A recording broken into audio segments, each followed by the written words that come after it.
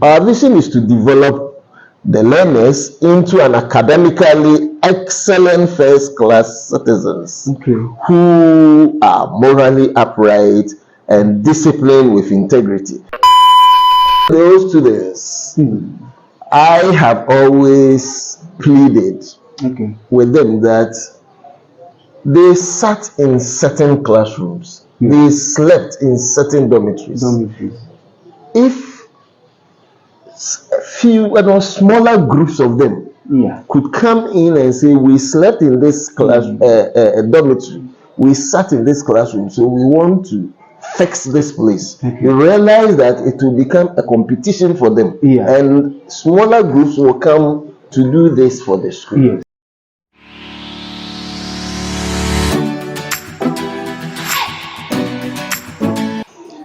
Daddy, thank you for honoring our invitation. At this point, we want to get to the viewers. We want to let them know about the personal and then the vision of the school, things that you want it to manifest in your tenure of office in the school. Good morning, viewers. For the start, Coleridge Senior High Technical School, Obo-Chinrase, lies within two communities, Obo and Chinrase. So we must always acknowledge that and show appreciation to Nananom who ceded land for the establishment of the school. Let me take you aback to the history of the school. The school was established in 1965 as a teacher training college, but in 1971, upon requests by stakeholders in the community, and anonymous, so to speak, the school was converted into a secondary school. So I can confidently say that the school is more than 50 years now, but unfortunately, the school could not celebrate its golden jubilee for reasons beyond the control of management of the school. But we hope at the appropriate time we will look at that. For now, and back to your question, the school is a mixed school. We have boys, we have girls. Currently, the population is about 1,583. That's for one, two, three. So it tells you we are a big school. It's a boarding and a day school. Let me bring the boarding first because majority of the students are boarding students.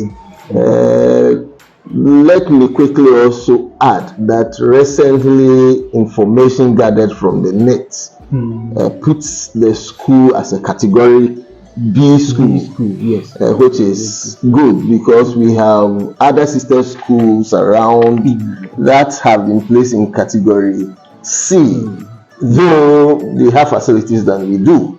I must mention that. We offer courses in general science, general arts, business, visual arts, home economics, and then technical. So 6 courses. Now to the mission and the vision of the school with the core values. Our mission statement reads that we intend providing quality education, moral training, and social values that can transform the lives of those who come to learn here. And that is our core mandate. In fact, we are working very hard, especially with the moral training, because our school has in the past been labeled as a hotspot school, an accolade nobody is proud of. And so we want to change that and make our school a more friendly moral training grounds for our learners.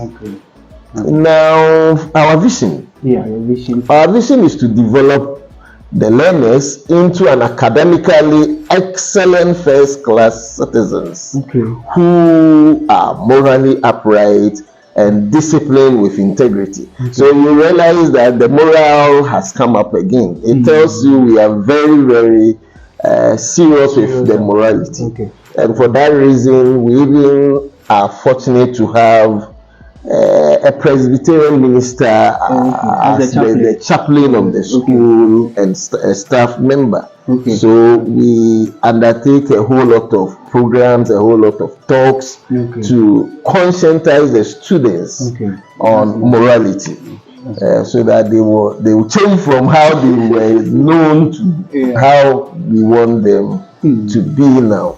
The core values of the school, which also reflects on our crest, is hard work, discipline, perseverance, integrity, and humility. These are very crucial for every individual who aspire to achieve those heights to follow these core values, so that it will help him or her to get there.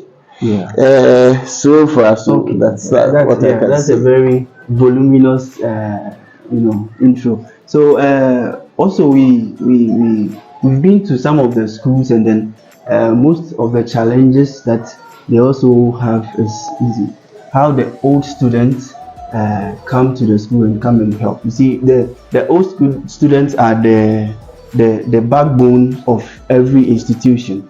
So what we want to know is how we intend to let these old students, as their alma mater, to come and then help mitigate. Definitely there might be challenges, and then even if there are a lot of things, I mean, Oliver Twist always wants more. So some of the things that we expect these old students to come in and then mitigate the issues, and then right, you have hit the nail on the head.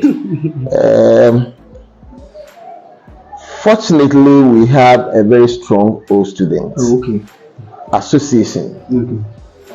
However, I've met them on a few occasions. I've advised that they must also learn from other category A schools how they are. They call themselves alumni. How they operate. So I've given them a whole lot of tips on that. Yes, it's true. Every school, even the categories A schools, also have challenges. But to come down home to courage, our challenges are enormous. First, the first challenge I want to talk about is accommodation for students and staff. The boys have only one block, dormitory building of about 18 rooms. Currently, that structure has been rendered unsafe for use because of cracks that are developed in the building. That means it needs refurbishment. It needs complete renovation. And so when the engineers of the assembly came, they declared the place unsafe, and quickly my predecessor had to evacuate all the students from the building, and so students were relocated into the dining hall and some classroom buildings. For that reason, students are staying in classrooms, and we don't have a place we call classrooms or adequate classrooms to use. As now we are using the laboratory, which is also stifling the use of the lab for science practicals. Other spaces are now being utilized, but it's not the best. For instance, students living in the Dining hall, yeah. But at least since I came a year ago, I assumed responsibility here from 1st September 2022. We have been able to raise some funds through especially some benevolent individuals of the community, and the headmaster's own resources gathered from friends and the rest to fix the ground floor of the very building we were asked to evacuate. But I had to bring the engineers back who gave permission that the ground floor could be used. So we have fixed the ground floor and brought the students from the dining hall back to that area, and so now we can say we are using only 6 of the 18 rooms for the boys, but still some are sleeping in the dormitories. In the classrooms. As for dining hall, they have now left the place, so we are back using that place for dining. But even that place also needs refurbishment, and then it's also too small for use. Now talking about the girls, there is an ongoing project. They call it the Get Fund project. It's still standing, and it was started during the President Kufuor's era. The place is almost ready. Almost ready in the sense that it's about 85% complete.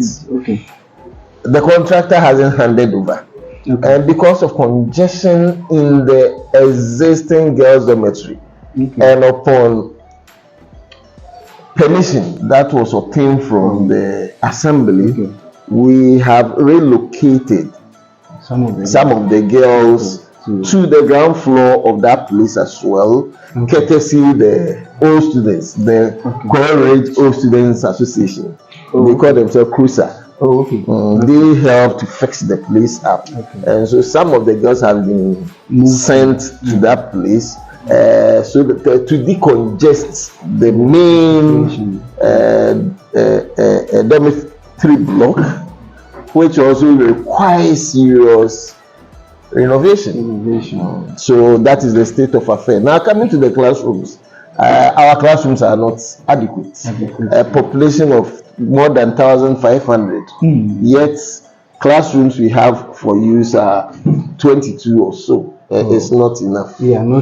So there is congestion in the classroom, and the classrooms equally need painting. So I've mentioned all these things, and I won't leave out accommodation for staff.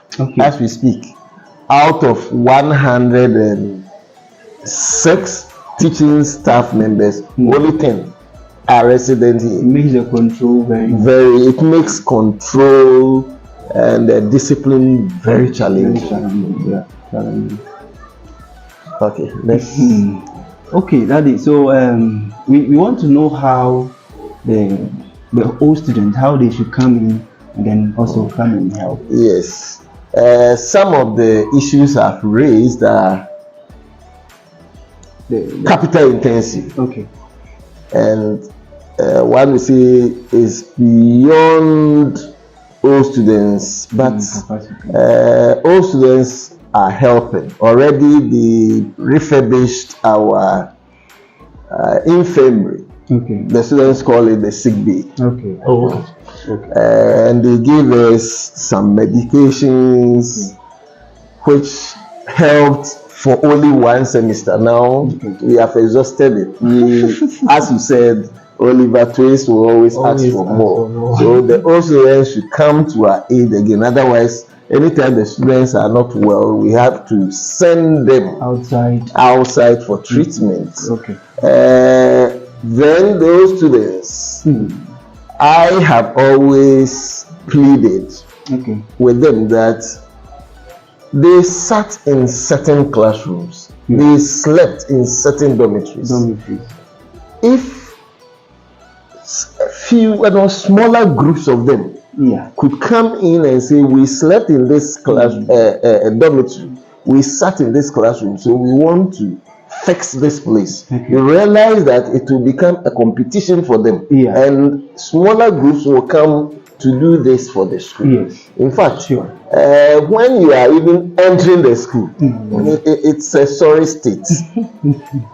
We have a very beautiful school gate. I know in many other schools, the entrance, they don't joke with them. Almost every year they give it a facelift, painting the place.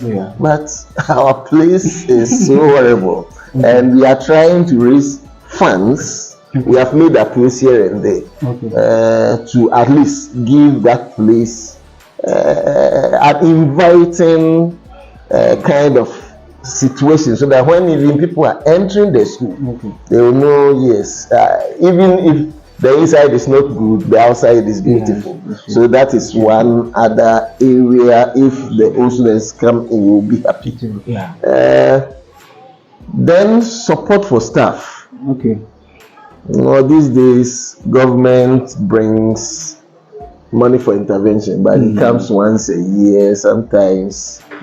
But in the category A schools, parents are doing very well, motivating staff to go extra mile. But here the situation is not the same. So this appeal rather goes to the parents to support the staff. Support their wards, very crucial, and then they support the staff. And hopefully, when students are motivated, teachers are motivated, yes, we will make the results for them. Okay, so Daddy, we've now realized that the issue is an all hands on deck affair to make sure that everything is solved and then well catered for. So we are inviting all students, we are inviting the PTA to come in and then come mitigate some of the issues. And also there's also one other thing we thought as a media we can also do to help. That is how maybe we can also organize let's say a day of giving, so that day of giving we can find a platform where in which they can also use and then support. Yes, so that is one thing that as a media we are also looking at. We are very much grateful for your efforts. The school also, the board has proposed a kind of open day or speech day. Sometimes, yes, committees are in place to see how it goes, but it requires funding, and usually it is the old students that come in to support in this direction. They haven't responded to our requests now, but hopefully in the near future we will have a speech day. But beyond that, your suggestion is welcome. You can throw it out there. Any person, any stakeholder who is touched to help can come in and support the school. We need a whole lot of things. Thank you very much. So Daddy, please thank you for honoring our invitation. Thank you. And then we make sure that we'll get to them. We put the contact number there at the screen so that you can get to administration or the headmaster, and then we see how best we can. Thank you.